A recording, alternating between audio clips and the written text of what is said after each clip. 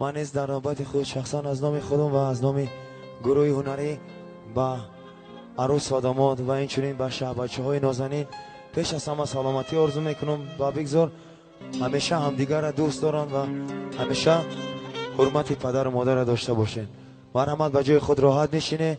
خداوند شما را به توی فرزندتان برسانه و بچه های نازنین به توی عروسی و دامادی. با شما تابی خوش میمانم. زنده باشید.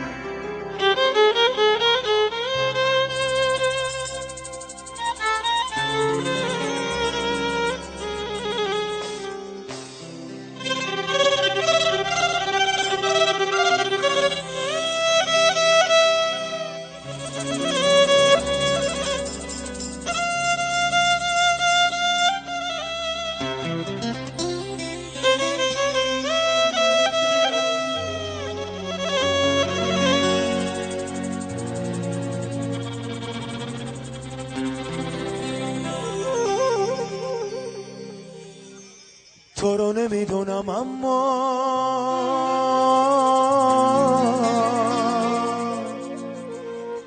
من عاشقت بودم. تو رو نمیدونم اما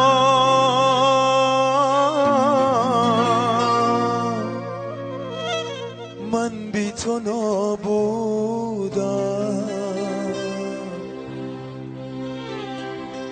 تو از من آزادی من بی تو دلگیرم. تو رو نمیدونم اما من بی تو میمیرم. دوباره میخوامه دوباره عاشقتم از سر تقصیرم.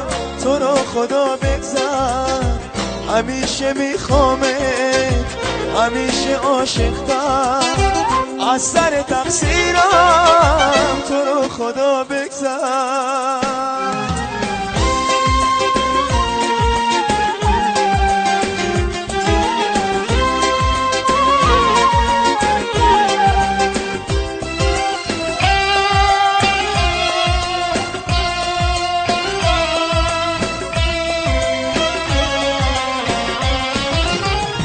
نباشه بیرنگم بی تو بداهنم یا به آغوشم بدجور دلتنم.